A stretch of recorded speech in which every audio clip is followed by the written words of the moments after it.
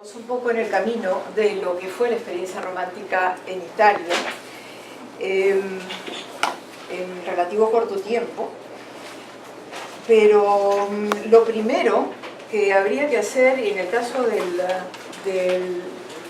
Italia es hacer una pregunta que parece poco adecuada en este caso. Es decir, ¿existe el romanticismo en Italia? Esa sería la primera pregunta a hacer. ¿Por qué se hace esta pregunta? La situación de Italia en el periodo que corresponde a fines del siglo XVIII y comienzos del siglo XIX es muy distinta a la de otros países europeos. Italia está empezando a través de sus personajes de la cultura, sobre todo, a forjar la idea de una nación.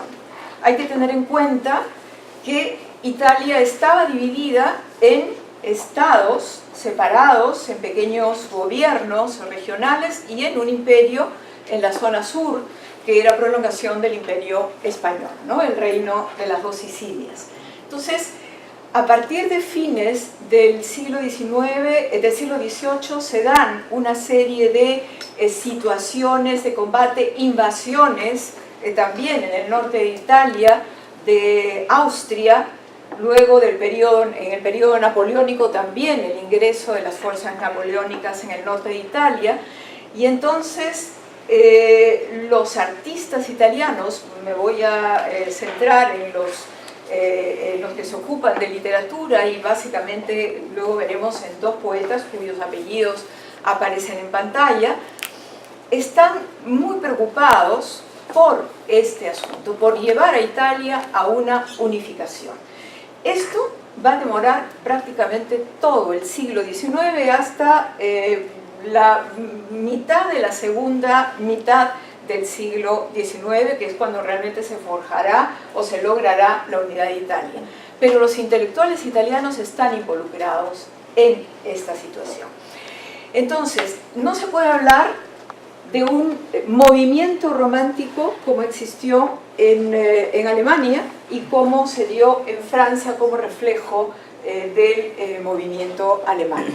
Hay que hablar, en el caso de Italia, de espíritus románticos, de personajes que de alguna manera actuaron, pero sobre todo de un trabajo en el ámbito político y de la ideología que está conectado con el romanticismo como concepto.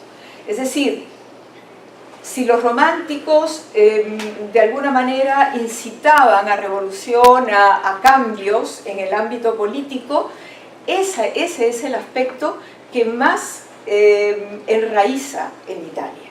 Porque los artistas románticos, los escritores románticos, están luchando ya sea desde los escritos teóricos, ideológicos, como desde la acción, por lograr esa unidad, ¿ya?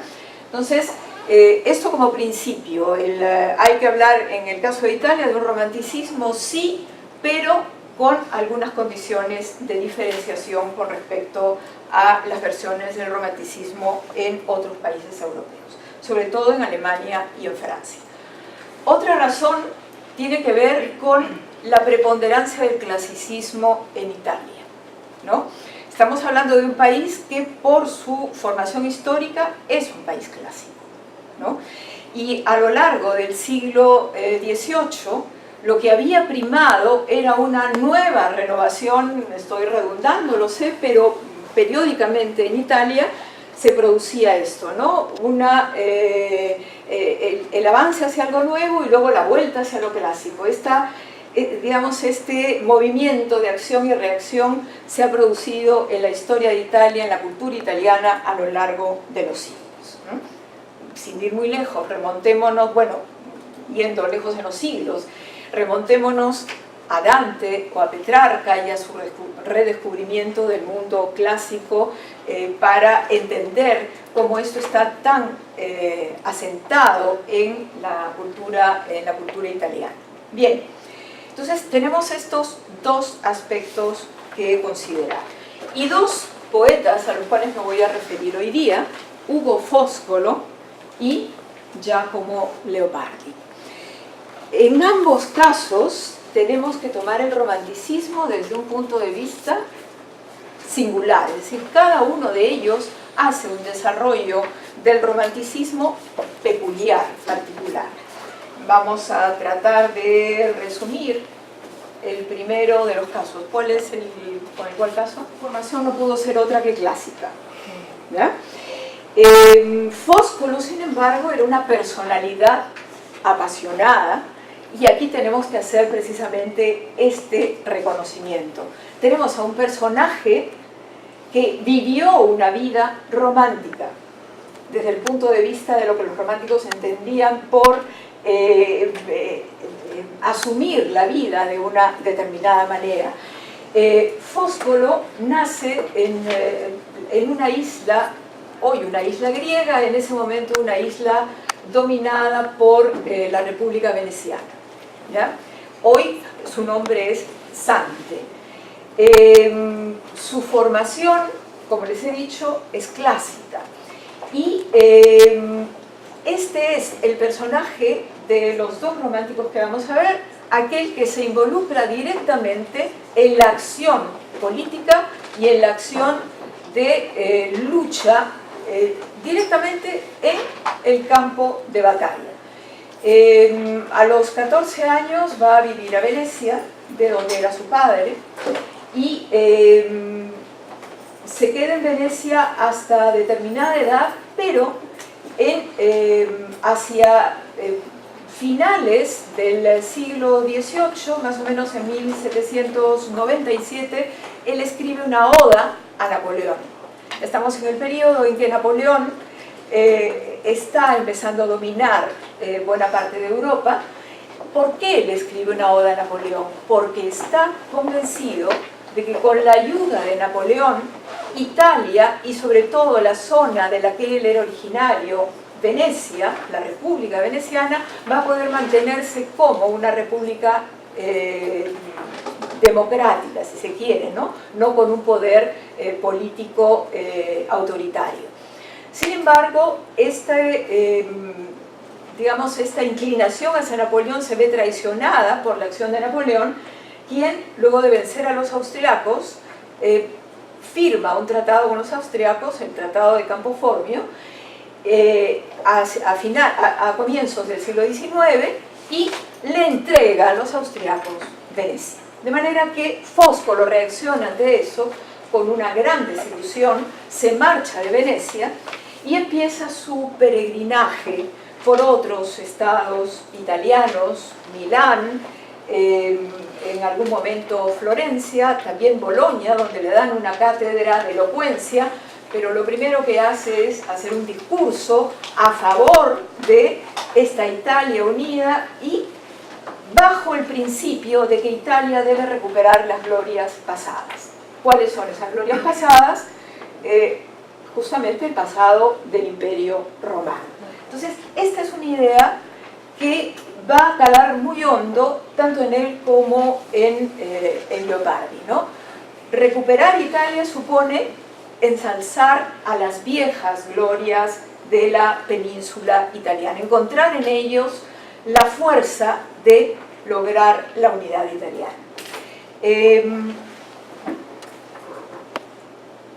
Bueno, esta es una vista de la isla donde él nace, Zakynthos en griego, y él interviene en una batalla, una famosa batalla napoleónica en el norte de Italia, la batalla de Marengo, y en otras batallas en Génova queda herido también en batalla. Es decir, es muy importante su figura porque además se hace muy conocido en otros países europeos por su capacidad de pasar a la acción en este aspecto de su vida. Entonces es un romántico apasionado y que asume un rol determinado que lo vincula a algunas ideas románticas. Ahora bien, Foscolo fue autor teatral, fue poeta y también escribió una novela epistolar.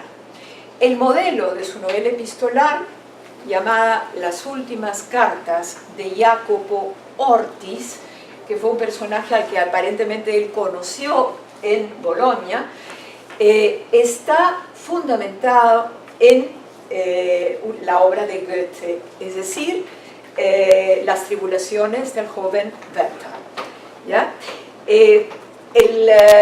La idea de una novela epistolar proviene de ahí, de modo que sabemos por eso que el modelo, por lo menos de esta etapa prerromántica o del Sturm und Drang alemán, había hecho un cierto efecto en la obra inicial de Foscolo.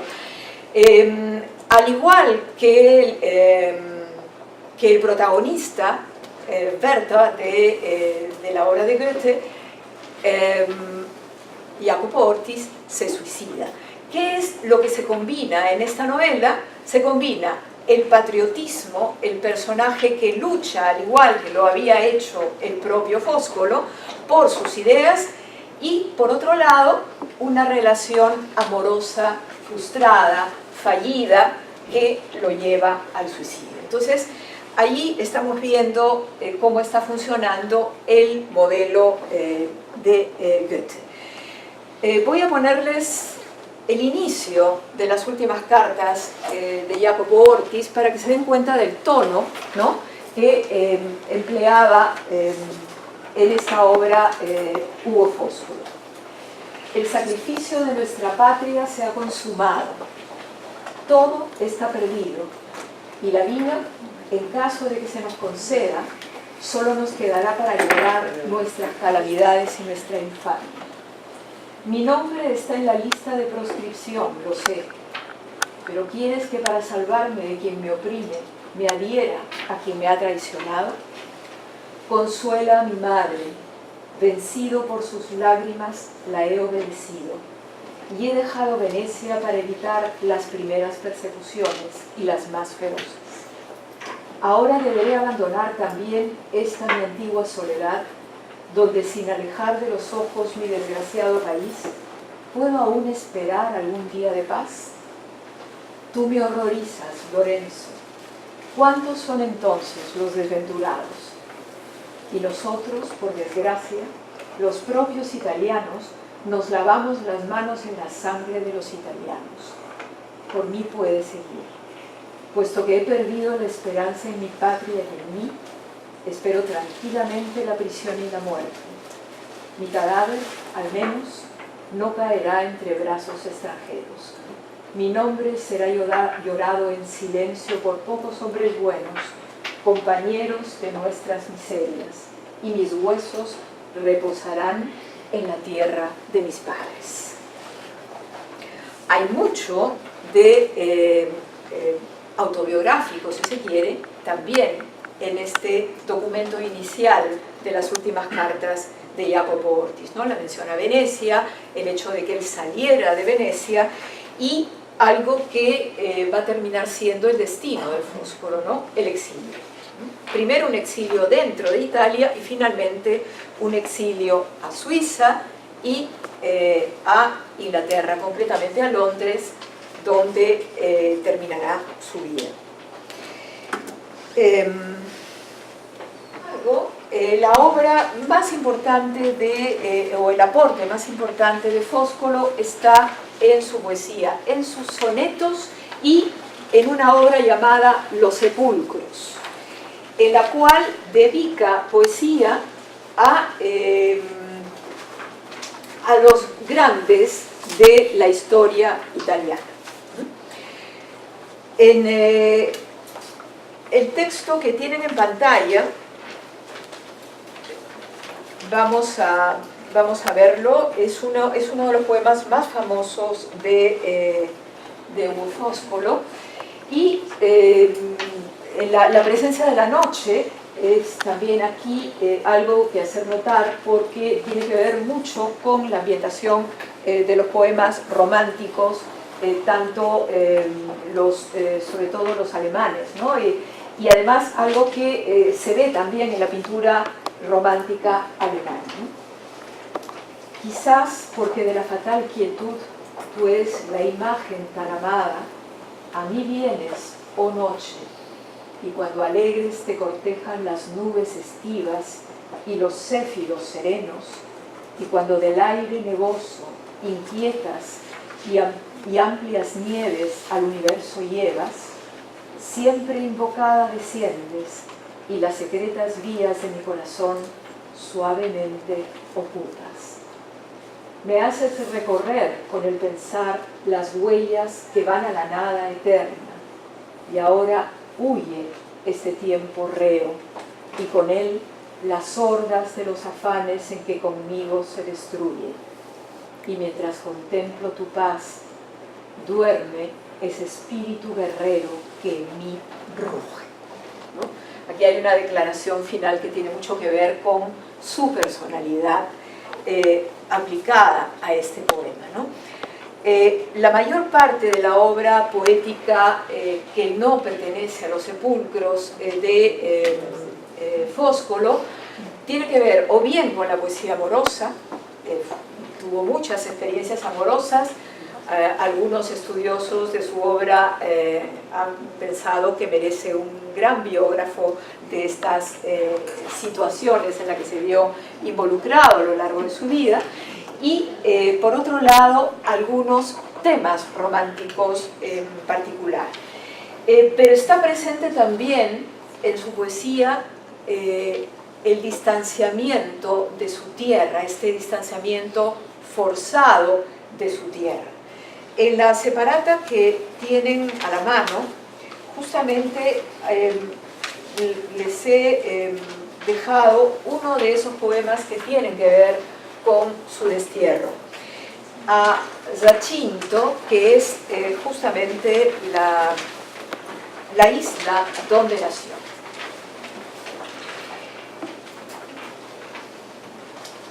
¿No la tienen todos, la separata? Sí, creo que algunos no, los que entraron después. Ahí, no, atrás falta.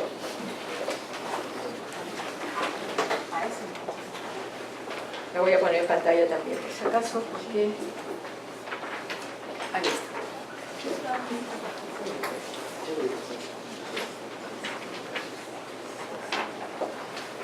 está.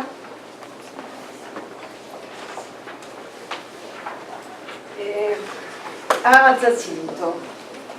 Nunca más tocaré las sacras orillas donde mi cuerpo de niño yacía, Zacinto mía, que en las olas te reflejas del griego mar, del cual virgen nació Venus, e hizo esas islas fecundas con su primera sonrisa. Mas no cayó tus límpidas nubes y tus frondas el verso ilustre de aquel que cantó aguas fatales, y el variado exilio por el que, pleno de fama y desventura, su pétrea Ítaca besó Ulises. Tú no tendrás sino el canto del hijo, oh tierra materna. Para mí dispuso el hado no llorada sepultura. Anticipándose a lo que va a ser el final de su vida, Foscolo ve aquí justamente la posibilidad de morir fuera de su lugar de origen, no solo de Zacinto, sino también de Venecia, que era la ciudad a la cual se había sentido muy unido desde un principio. Y utiliza el personaje de la Odisea, utiliza a Ulises para indicar que si bien, a diferencia de Ulises, que regresa a su tierra y puede de alguna manera volverla a ver, recuperarla, morir ahí, recuperar a su familia, él no va a tener esa suerte, ¿no? Es decir, el punto de vista que aparece en muchos de estos poemas que tienen que ver con su tierra nativa es el punto de vista del exiliado, ¿no? El exiliado que sabe que no va a recuperar su lugar de origen. Y por lo tanto, por el contrario de Ulises, él no va a poder darle a Zacinto sino un canto lejano, que en todo caso lo llevará a una sepultura que nadie llorará, porque no habrá nadie conocido cerca de esa tumba, ¿no? Bien, no quiero demorar demasiado esto porque tenemos un personaje mucho más complejo, pero vamos a leer un poema más que está en pantalla y que él escribe también desde la distancia. Creo que la mejor manera de acercarnos a estos poetas es conocerlos en su escritura. Puede haber mucha leyenda alrededor de ellos, ¿no? Pero en realidad lo que aporta a la literatura italiana un personaje como Foscolo es justamente su ejemplo como combatiente por la unidad de Italia y esta poesía lírica, la mejor poesía lírica que está en sus sonetos. Y siempre este punto de vista recurrente, ¿no? El punto de vista del extrañado, del alejado, por la fuerza. Por la fuerza, por las circunstancias, por su decepción de Napoleón. Al fin de cuentas, ese es el, ¿no? Él se siente traicionado por Napoleón. Vamos a leer este texto para terminar de dar la imagen de Foscolo. A la muerte del hermano Giovanni. Él tenía un hermano, que es este, que aparentemente se suicida por deudas de juego, ¿no? Y él conoce la razón de esta muerte de su hermano cuando se encuentra lejos y no puede llegar, ¿no? No puede asistir. Un día, si no estaré siempre huyendo de lugar en lugar, me verás sentado sobre tu piedra, hermano mío, gimiendo la caída flor de tus nobles años. La madre, hoy sola, su tarda edad arrastrando, habla de mí con tus cenizas mudas. Mas las desencantadas manos sostiendo, y si de lejos mis tejados saludo, oigo a los adversos dioses, y las secretas penas que en tu vida fueron tormenta, y ruego también yo quietud en tu puerto. Esto me resta hoy de tanta esperanza. Gente extranjera, devolved entonces mis huesos al pecho de la madre triste. Obviamente está utilizando el término madre en dos sentidos, ¿no? En el sentido de la tierra y de la madre, que ha sido mencionada al comienzo del poema. Esto se va a cumplir muchos años después de la muerte de Foscolo, que en principio es enterrado en Londres y luego trasladado a una tumba que además es un monumento honorario en la iglesia de Santa Croce en Florencia, donde están los restos de muchos notables escritores italianos y también de algunos pintores. Entonces, Foscolo queda fijado en relación con el romanticismo, sobre todo por su actitud y por su personalidad. Esto es lo que más lo distingue, y como un anticipador en cierta medida, porque su vida en realidad transcurre en época prerromántica. Lo primero que él escribe tiene que ver con la época prerromántica. Giacomo Leopardi, tal vez para muchos el mayor poeta del siglo XIX en Italia, pero nuevamente un caso peculiar. Leopardi vive por lo menos los 30, casi 40 primeros años del siglo XIX, pero su postura es, con respecto al romanticismo, de oposición al romanticismo. Entonces, aquí entramos en un terreno bastante complejo. hay que recordar algo de la vida de Leopardi para poder entender cómo se formó, cómo creció, cómo estudió. Leopardi nace en una ciudad del noreste de Italia, llamada Recanati, donde regía el Estado Pontificio. ¿Ya?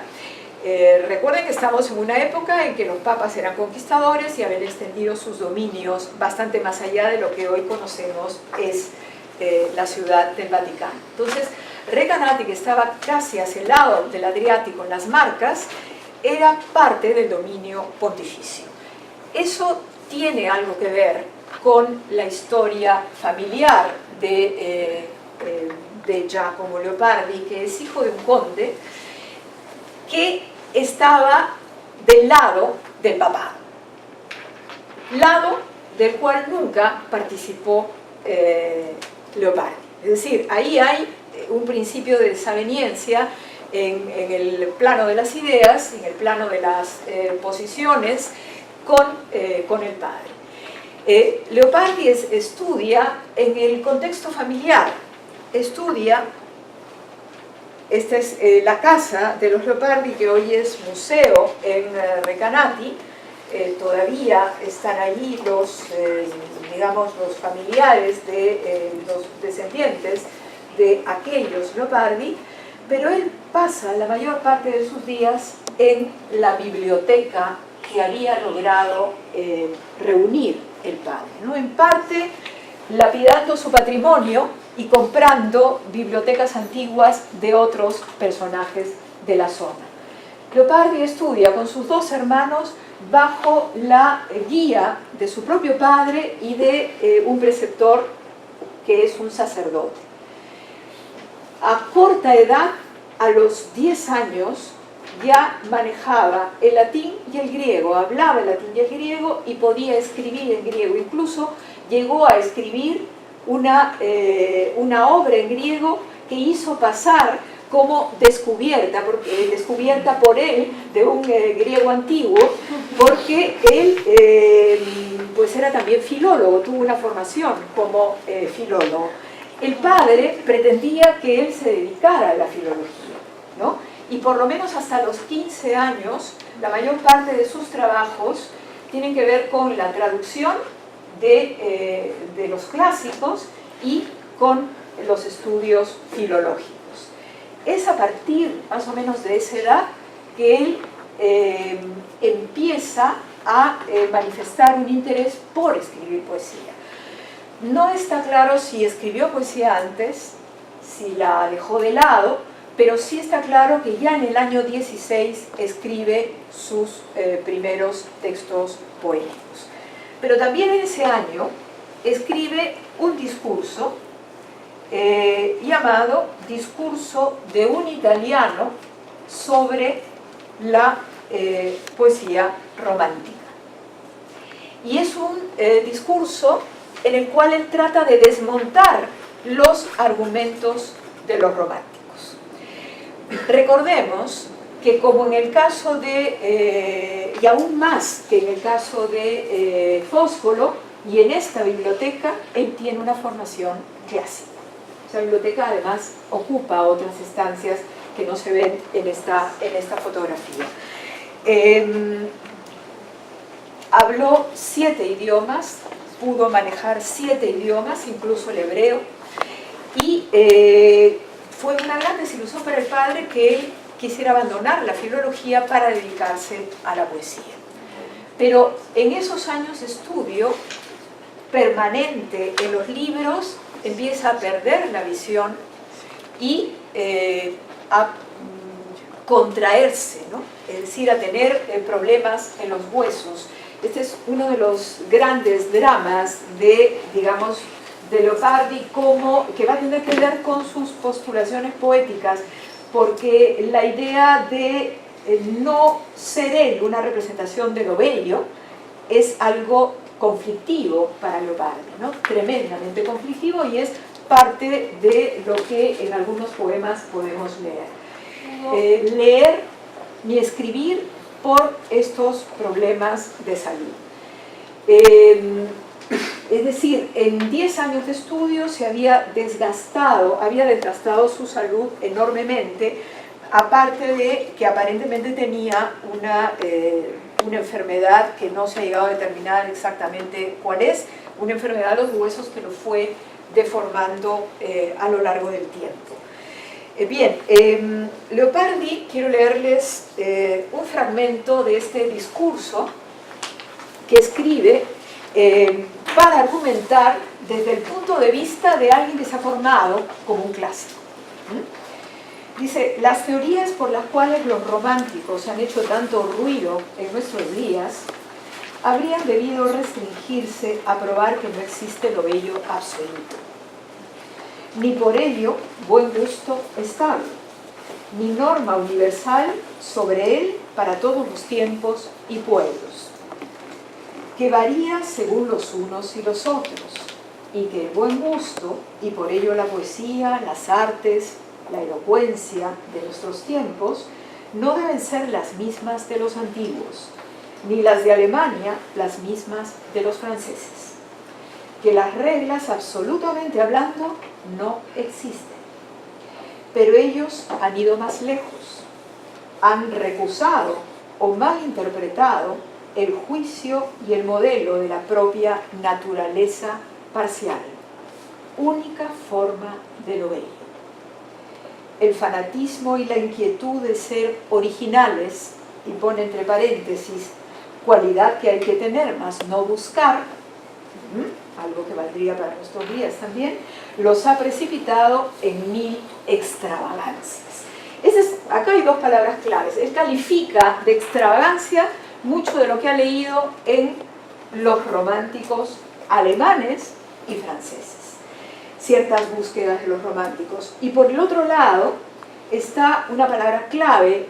Aquí hay que hablar también un poco de su teoría estética y hasta de su filosofía. Esta idea de la naturaleza como fuente de lo bello. ¿Ya? Este es un aspecto central en su ideología poética, digamos. Desde muy joven él empezó a escribir un libro, un cuaderno, al que llamó, un poco irónicamente, lo Zibaldone. Zibaldone sería como un gran cuaderno, ¿no?, que llegó a tener cerca de 5.000 páginas. Lo escribió durante varios años, está editado, es un bloque bastante voluminoso, que fue editado por otro gran poeta italiano de la segunda mitad del siglo XIX, Giosuè Carducci, ¿no? Hasta ese momento esa obra no se había dado a conocer. Entonces allí podemos encontrar mucho de las ideas de Leopardi, ¿no? En ese Zibaldone, que se escribe con Z, creo que aquí, bueno, no sé si le llegué a poner algo aquí, creo que sí. Lo que tenemos es algunas cartas. Bueno, en ese gran cuaderno está el desarrollo acerca de sus ideas poéticas, ¿no? La naturaleza, entonces, es una fuente de belleza. La naturaleza como es en la medida en que a aquel que la contempla le diga algo personal, ¿ya? Ligado a esto, él va concibiendo la idea de que la naturaleza puede mirarse abiertamente, de frente, o puede entreverse. Y esto tiene mucho que ver con un poema que vamos a leer después. Es decir, la naturaleza podría, en cierta medida, ser el vehículo por el que entramos al descubrimiento de lo bello, pero mucho mejor si oculta una parte de esa visión y nos permite imaginar el resto, ¿no? Esto es parte de su teoría de la belleza.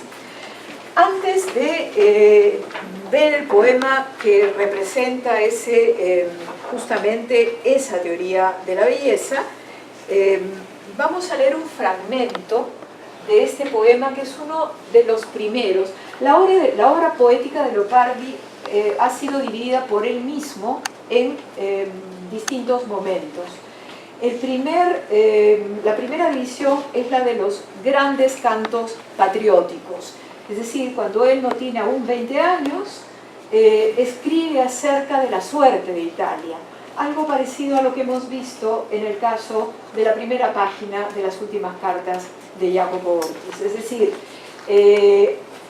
la idea de alguien que está desilusionado con respecto al camino que están tomando los italianos, de entregarse a las fuerzas extranjeras, de luchar por las fuerzas extranjeras en lugar de luchar por su propia patria. Entonces, en estos poemas de juventud, a Italia, que es el primero que escribe, y otro dedicado a un monumento que se estaba por construir en Florencia a Dante, coge la oportunidad de desarrollar estos temas, ¿no?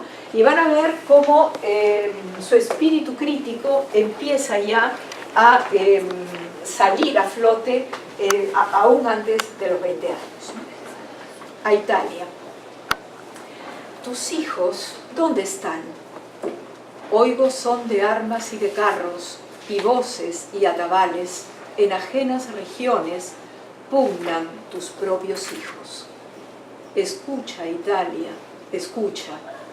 Veo, paréceme, un olear de tropas y caballos, y humo y polvo, y relucir de espadas como entre niebla lampos. ¿No te alegras? ¿Y tus trémulas luces volver no quieres al dudoso evento? ¿A qué pugna en aquellos campos tu juventud? Oh santos númenes, pugnan por otra tierra sus aceros. Ay, desdichado el que en la guerra es muerto, no por los lares patrios y la pía consorte y caros hijos, mas por los enemigos de otra gente. Y no dirá muriendo, alma, tierra nativa, la vida que me diste, aquí te ofrendo. Él está haciendo referencia al hecho de que muchos italianos fueron a combatir con Napoleón a Rusia. Este poema está escrito a raíz de eso.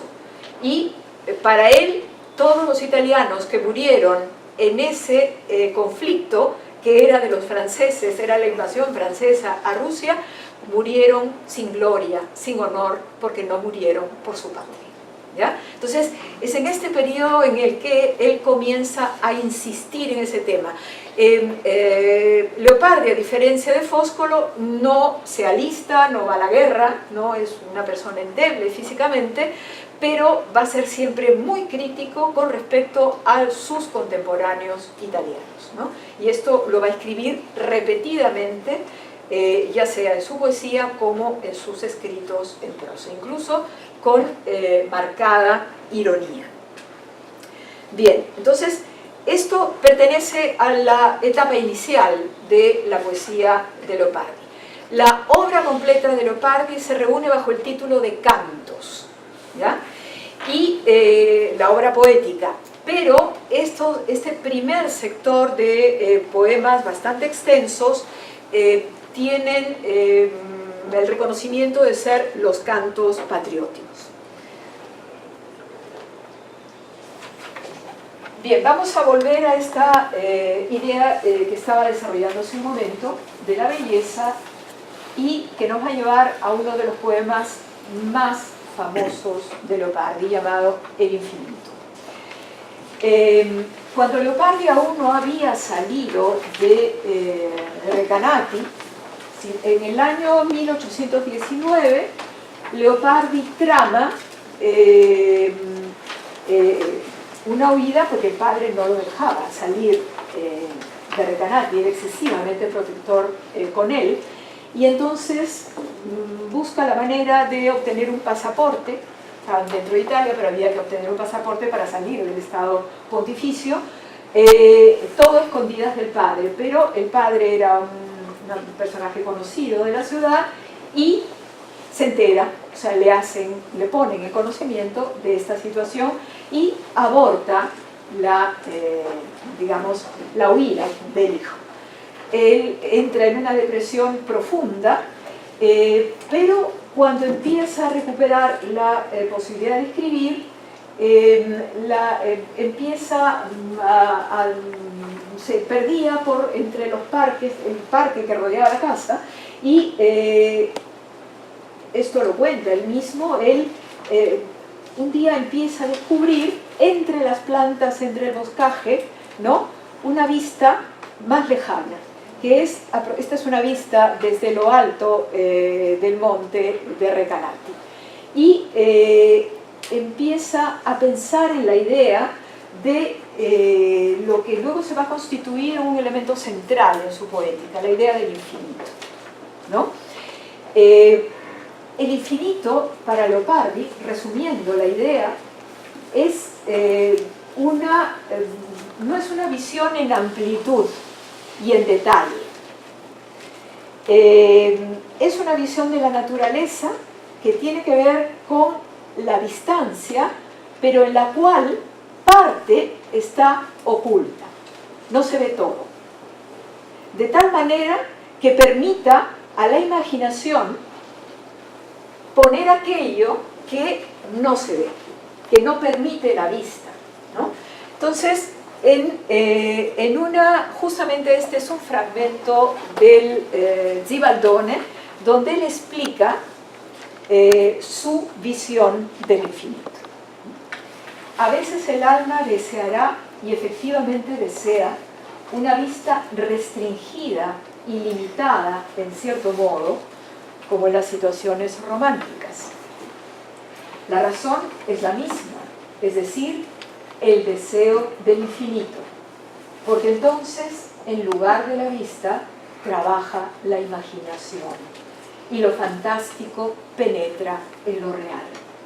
El alma se imagina aquello que no ve, que ese árbol, ese seto, esa torre le esconde, y va errando en un espacio imaginario y se figura cosas que no podría si su vista se extendiese por todas partes, porque lo real excluiría lo imaginario.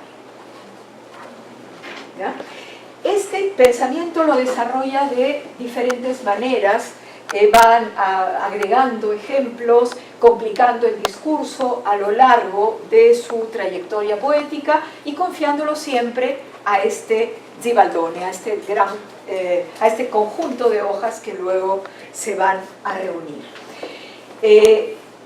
La percepción del infinito está directamente ligada a la percepción del límite, ¿no?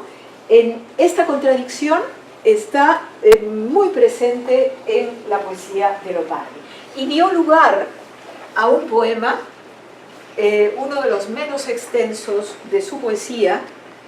Bueno, aquí tienen un autógrafo de Leopardi justamente sobre el infinito, con una única corrección que luego abandona, ¿no? Corrige inmensidad por infinidad, ¿no? Y luego, sin embargo, mantiene inmensidad. Vamos a leerlo en traducción.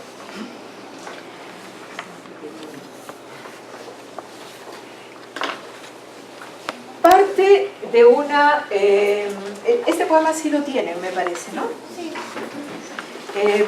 Parte de una experiencia, que es la experiencia de llegar a un lugar cercano a su casa, porque la casa, la ciudad de Recanati está un poco en alto, la ciudad antigua, de manera que él, caminando entre este parque, este boscaje, en algún momento llega a una especie de límite, ¿no?, de límite cercano, y en realidad hace mención a ese monte donde él se encuentra, ¿no? Siempre caro me fue este yermo monte y este seto que de gran parte del último horizonte la mirada excluye. Mas sentado y mirando interminables espacios más allá de aquel y sobrehumanos silencios y profundísima quietud en el pensar me fijo, donde por poco el corazón se espanta. Y como el viento oigo susurrar entre estas plantas, ese infinito silencio, a esta voz voy comparando. Y recuerdo lo eterno, y las muertas estaciones, y la presente y viva, y su sonido. Así, entre esta inmensidad, se anega mi pensamiento, y naufragar me es dulce en este mar. En este poema, que ya pertenece a un segundo momento de la poesía leopardiana, llamada la poesía de los idilios, él mismo le pone ese nombre a este conjunto de 5 o 6 poemas, suelta el verso, por un lado, ¿no? Desde el punto de vista formal, Leopardi había empezado con el endecasílabo clásico de la poesía italiana, un poco dentro de la lección de Petrarca, pero en este momento suelta el verso, deja las rimas de lado para poder lograr, digamos, decir con mayor libertad aquello que pretende decir. Ahora, aquí las impresiones son visuales y sonoras, ¿no? Y también las sonoras producen una relación con la infinitud. Es decir, en otros momentos él planteaba, por ejemplo, encontrándose en su casa, en su habitación, escuchar por la noche el canto de alguien que pasa lejos, ¿no? Hace que su imaginación funcione, ¿no? Porque no sabe de dónde viene ese canto ni quién lo produce. Entonces, en esta idea de la infinitud, tanto en relación con el sonido como en relación con lo visual, funciona muchísimo el hecho de del impedimento de ver o de saber el origen de algo, porque ahí interviene la imaginación, ¿ya? Este naufragar me es dulce en este mar, además responde a algo que ya en Leopardi en este periodo se ha hecho muy fuerte, que es el dejarse, el abandonarse a una serie de sensaciones, pero así también abandonarse a la nada, que es uno de al vacío de la existencia, que es algo que aparece también frecuentemente en su poesía. Es un tema que también es recurrente. En el año a fines del año 22 logra salir de Recanati a Roma. En Roma vivía un tío materno y es este tío el que convence al padre de que lo deje marchar. Y con toda la ilusión que tenía de ir a Roma, se desilusiona inmediatamente. Roma para él, y esto lo ha escrito infinidad de veces, es signo de vanidad, ¿no? Roma está no solamente por lo que muestran sus monumentos, sino por la gente misma, ¿no? Se refiere muy críticamente al ámbito social. Él tiene por fuerza que compartirlo, porque su tío materno es una persona que pertenece a un determinado estrato social y en cuya casa él tiene que participar de esto que para él era absurdo, ¿no? Él quiere deshacerse de eso. Hay una carta que él le envía a su hermano desde Roma y que tiene relación con lo que aparece en pantalla, que es la tumba de un poeta italiano del siglo XVI, Torquato Tasso. Tasso fue un poeta amado por los románticos, sobre todo por los románticos ingleses. En el periodo en que varios de estos románticos ingleses fueron a Italia, por ejemplo Byron, quisieron ir a conocer un lugar que fue el lugar del encierro de Tasso, cuando se determinó que Tasso estaba loco. Parece que fue muy incómodo para el señor al cual servía en el siglo XVI, la familia d'Este, muy poderosa, en Ferrara. Además se había enamorado de una pariente de los d'Este y lo encierran en un convento y lo abandonan como loco. Pasa allí alrededor de 7 años y cuando Byron va a Italia quiere estar en la misma celda donde estuvo encerrado Tasso, porque Tasso para los románticos era un personaje romántico, aunque de otro siglo, aunque del siglo XVI. Entonces realmente Byron pasó una noche en la celda de Tasso, en este lugar encerrado. Pero finalmente Tasso termina sus días en Roma y su tumba en una iglesia, en una pequeña iglesia de uno de las colinas romanas, es visitada por Leopardi en la fecha que aparece en la carta que tienen en la página 4. Es un fragmento de la carta, pero es muy interesante ver cómo él desarrolla la idea, la impresión que le produce la tumba de Tasso y también algunas ideas sobre lo que es Roma para él. Entonces, al final de esta experiencia, que no llegará a un año, será la completa desilusión y terminará volviendo a Recanati, esta vez no porque el padre lo reclame, sino porque él lo decide. Roma, 20 de febrero de 1823. El viernes 15 de febrero de 1823 fui a visitar el sepulcro del Tasso y lloré. Este es el primero y el único placer que he tenido en Roma. El camino para ir es largo y no se va a ese lugar sino para ver este sepulcro. Pero ¿no se podría también venir de América para gustar el placer de las lágrimas por un lapso de 2 minutos? Es también muy cierto que los gastos que aquí veo hacer, no por otra cosa que para procurarse un placer u otro, todos son echados al aire, porque en lugar del placer no se obtiene otra cosa que tedio. Este es otro argumento frecuente en sus escritos, el tedio.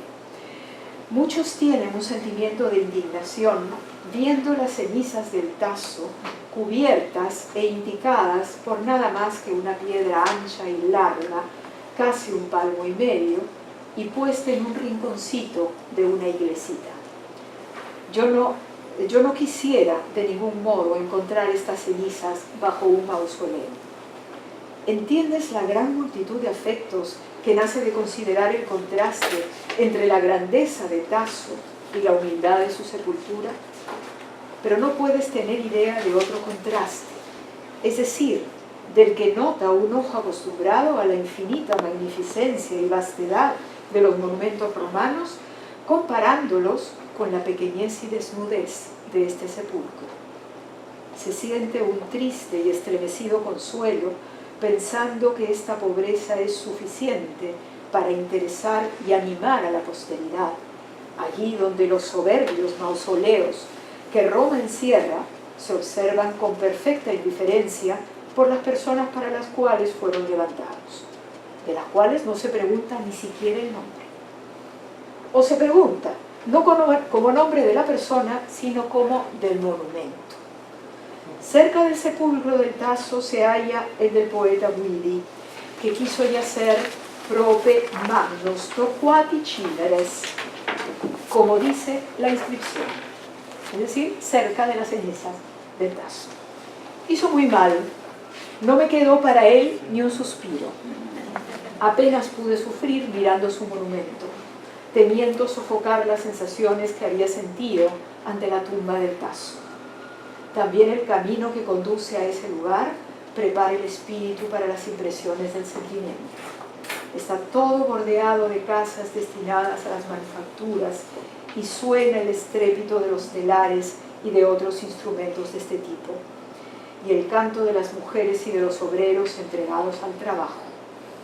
En una ciudad ociosa, disipada, sin método, como son las capitales, es bello considerar la imagen de la vida recogida, ordenada y ocupada en profesiones útiles. También las fisonomías y las maneras de la gente que se encuentra por esa calle tienen no sé qué de más simple y más humano que las de los otros. y demuestra las costumbres y el carácter de personas cuya vida se funda en la verdad y no en la falsedad. Es decir, que viven de esfuerzo y no de intriga, de impostura y de engaño, como la mayor parte de esta población. Me falta espacio. Te abrazo. Adiós. Adiós. Era un espíritu inquieto, ¿no? Lo que lo retenía era el físico. Bien, para hacer una secuencia que tiene que ver con su producción poética, luego de esta visita a Roma, regresa a Recanati, pasa un corto periodo y la amistad de un personaje que aparece en la otra carta que está en esta separado notable de la época, que ha, digamos, resultado a la larga menos famoso que el propio Leopardi, pero para Leopardi, Giordani era un personaje con el que necesitaba comunicarse y empieza a escribirle bastante joven, cuando empieza a escribir sus primeros poemas, y Giordani lo alienta a seguir en el camino de la poesía. Es más, en un momento determinado en que Giordani tiene que desplazarse de Milán a Roma, decide pasar por Recanati para conocer a este muchacho cuando uno tenía 20 años. A partir de ahí, la relación con Pietro Giordani se hace muy fuerte y Giordani va a hacer posible que desde la segunda estancia de Leopardi en Recanati vaya a encontrarse con él para presentarle a los personajes literarios de la época que se encontraban en Florencia, ¿ya? Entonces, él va a pasar un tiempo en Florencia, pero Leopardi era un personaje al que tampoco le acababa de gustar estar en estos cenáculos literarios, ¿no? Terminaba siempre diciendo algo inconveniente, algo que no esperaban otros que dijera y que lo hacía con ironía, y finalmente decide marcharse de Florencia a Pisa. Y él había estado atravesando un periodo en el que no estaba escribiendo poesía, un periodo que había durado algunos años. Y en Pisa, solo, donde nadie lo conoce, caminando las calles, encuentra la manera de volver a la poesía, encuentra nuevamente la poesía. Pero ¿de qué manera llega la poesía a él? Llega a través del recuerdo, ¿no? Y este es otro aspecto que tiene, digamos, un papel central en su producción. Lo que en italiano llama le rimembranze, las rememoraciones. Hallándose en Pisa, se entera de que ha muerto una muchacha que vivía al frente de su casa y que era hija del cochero de la familia Leopardi, de quien él había estado enamorado sin habérselo dicho nunca, ¿no? Y escribe un canto llamado A Silvia, ¿no? Es un canto que tienen completo en la separata, que no sé si me dé tiempo de leer, así que lo remito en todo caso a que lo lean después.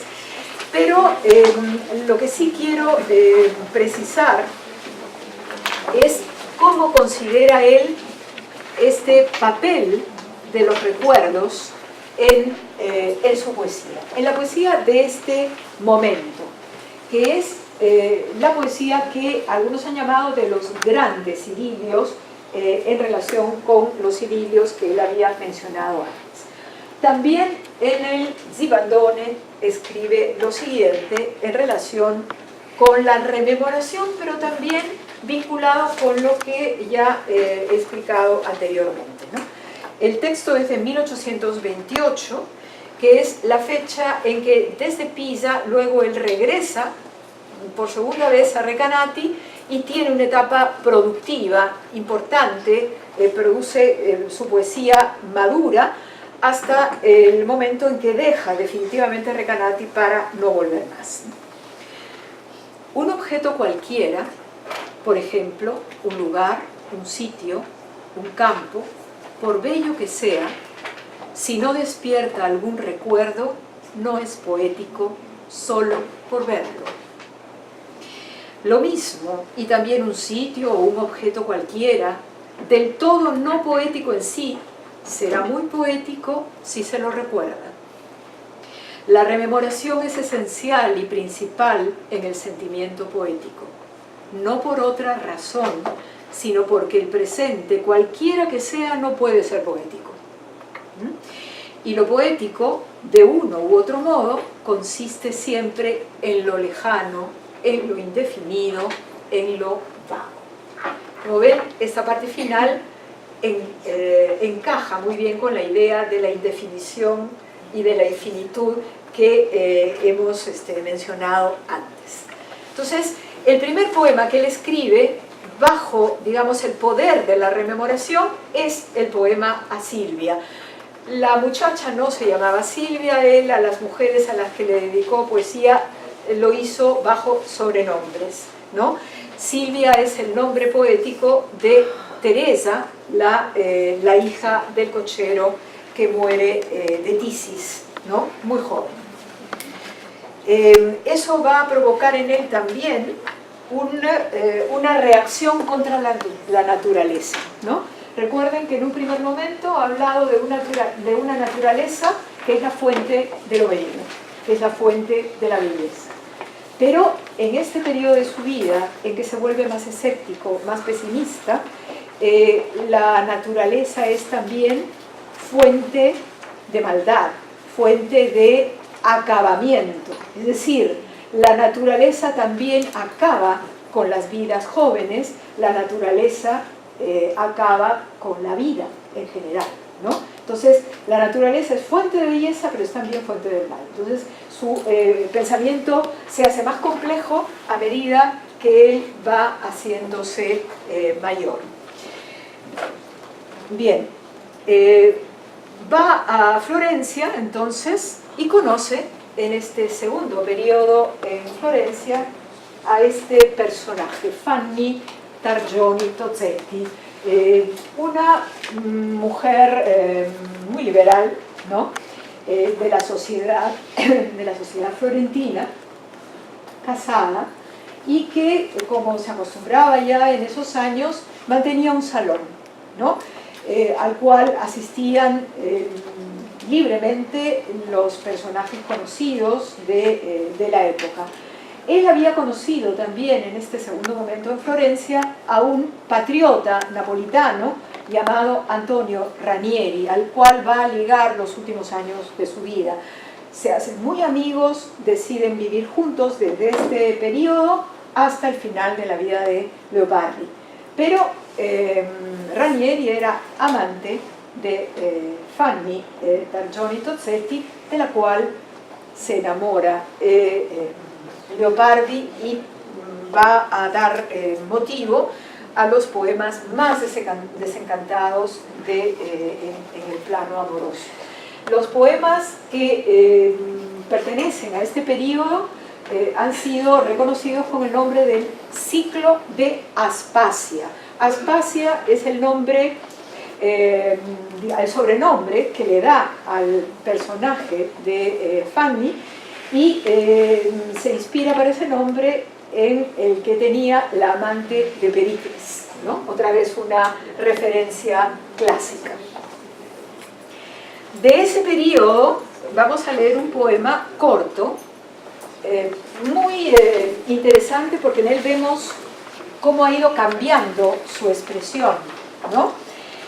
Y cómo también se ha asentado en él ese pesimismo que algunos de los estudiosos de Leopardi llaman pesimismo cósmico, ¿no? Es decir, es un pesimismo que abarca la idea de que el ser humano no tiene nada que hacer en este mundo prácticamente, ¿no? Que va a ser vencido siempre. Es decir, la naturaleza, que aparece también aquí, va a jugarle siempre al ser humano una mala pasada, ¿no? Asimismo, siempre mi cansado corazón murió el postrer engaño que yo creí eterno.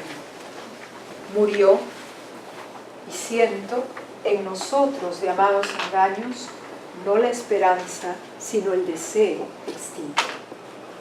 Reposa para siempre, demasiado palpitaste, ninguna cosa vale tus impulsos, ni es digna la tierra de suspiros. Amargura y tedio la vida, nunca nada más, y el mundo es fango.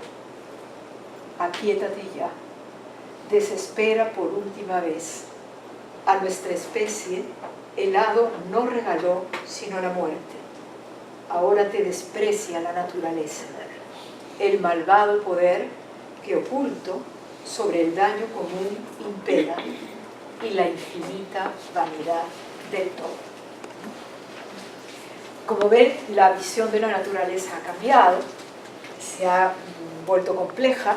No va a dejar de decir que hay belleza en ella, pero también hay este fondo contrastante de maldad, ¿no?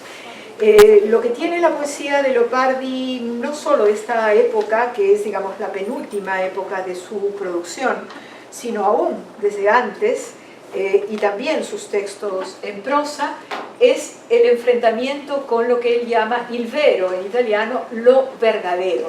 No la verdad, no la realidad, lo verdadero, la esencia, que es algo que uno no debe nunca dejar de lado.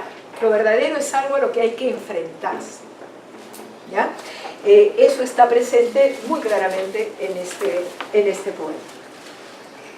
Bien, cuando abandona finalmente Florencia, lo hará con Antonio Ranieri para dirigirse a la ciudad de Ranieri, a Nápoles, ¿no? Que es donde acabarán los días de Leopardi. Se van en el año 33, 1833, él va a morir en 1837. Su salud va empeorando, incluso hay una epidemia de cólera en el periodo en que se encuentran en Nápoles y se trasladan a otra zona para evitar, por la fragilidad de la salud de Leopardi, que él se contagie del cólera. En este periodo escribe menos, pero de ese periodo son importantísimos dos poemas, los que él va a decidir que sean los que cierren sus cantos. Los cantos tienen varias ediciones durante la vida de Leopardi. La última edición en vida de Leopardi es del año 1835 y se hace en Nápoles. Había habido una edición anterior en Florencia y cada vez él va cambiando la disposición de algunos de los textos. En el caso de los dos últimos que escribe ya en Nápoles y bajo la influencia de la naturaleza de esta Nápoles entre el mar y el volcán, el Vesubio, que estaba en actividad, van a ser dos esos poemas. Uno llamado El ocaso de la luna y el otro La retama, y le pone un subtítulo, o La flor del desierto. En realidad, el que escribe en último término es El ocaso de la luna, pero él decide que aparezca en último término, le deja instrucciones a Ranieri para que aparezca en último término en sus cantos La retama. Y el sentido en realidad es que él reflexiona por última vez. Yo solamente les he traído el último, es un poema muy extenso, la última estrofa de ambos poemas, y con eso cerraré. Solo quiero entrar en la idea que está detrás de esto, ¿no? En ambos poemas el punto de comparación es la especie humana, ¿no? La raza humana y la especie humana. Entonces, en el caso del ocaso de la luna, que también es una presencia permanente en su poesía, él ha reflexionado, ha observado cómo la luna, cuando va cayendo, va iluminando parte y dejando en sombra parte del paisaje que observa. Pero comparándolo con la especie humana, dice: al fin de cuentas, el ser humano tiene, el día va a renacer luego de este apagamiento, de esta oscuridad, ¿no? Pero en el caso de la especie humana no hay renacimiento, ¿no? Entonces ahí vemos también cómo él expresa este pesimismo. Leo el final del ocaso de la luna. Vos, colinas y playas, caído el esplendor que en occidente argentaba los velos de la noche, huérfanas largo tiempo no quedaréis, pues en el polo opuesto pronto veréis el cielo clarear de nuevo y despuntar el alba, a la cual luego, sucediendo el sol y fulgurando en torno con sus flamas potentes, de lúcidos torrentes os inundará con los etéreos campos. Mas la vida mortal, pues la bella juventud desapareció, no se colora con otra luz jamás, ni otra aurora. Viuda es hasta el final, y a la noche que las otras edades oscurece, por término puso Dios la sepultura. Es muy clara la falta de esperanza y el deseo de no encubrir de ningún modo aquello que piensa, ¿no? Aquello que siente. Y lo que hace en el caso de la retama o la flor del desierto parte de una visión de la realidad, que es el hecho de que en las faldas del volcán y entre la lava reseca crece espontáneamente esta flor a la que él llama la flor del desierto, ¿no? La retama. Este es el inicio y luego les pongo solamente el párrafo final. ¿Qué es lo que él admira en la retama a través de esta voz poética que se expresa en este poema? Admira su humildad, admira el hecho de que la retama no pretende imponerse a la naturaleza, sino que se agache humildemente cuando la lava está a punto de alcanzarla. Y en eso él percibe sabiduría, sabiduría que los humanos no tienen, que pretenden enfrentarse orgullosamente a la naturaleza. Entonces, este es el inicio de la retama y luego les leo el fragmento final. Aquí, en la árida espalda del formidable monte exterminador Vesubio, la que no alegra otro árbol ni flor, tus brotes solitarios en torno esparces, olorosa retama, contenta en los desiertos. O sea, la idea de una satisfacción por parte de esta flor con lo que tiene, con lo verdadero, lo que es. No hay manera de negarse a ello. Y el poema termina luego de una reflexión sobre el ser humano, sobre el destino humano, y tú, lenta retama, que de selvas olorosas estos campos despojados adornas, también tú pronto al cruel poder sucumbirás del subterráneo fuego, que volviendo al lugar conocido, extenderá el avaro margen sobre sus blandos boscajes, y doblarás bajo el fardo mortal, no resistente, tu cabeza inocente, mas no inclinada hasta entonces en vano, cobardemente, suplicando ante el futuro opresor, y no erguida con enloquecido orgullo hacia las estrellas, ni en el desierto, donde sede y nacimiento, no por voluntad, mas por fortuna tuviste, sino más sabia y mucho menos enferma que el hombre, pues tus frágiles estirpes no creíste hechas por el hado o por ti inmortales.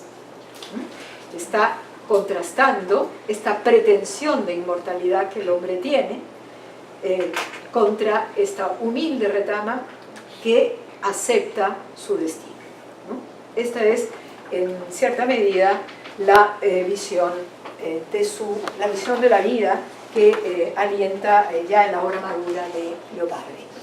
Este es un dibujo que se toma del cuerpo de Leopardi muerto. ¿Bien?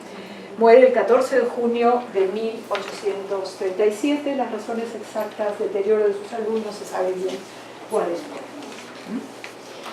Bien, lo dejo aquí, espero que puedan haberse sentido introducidos por lo menos o inquietos por leer algo más de esta persona.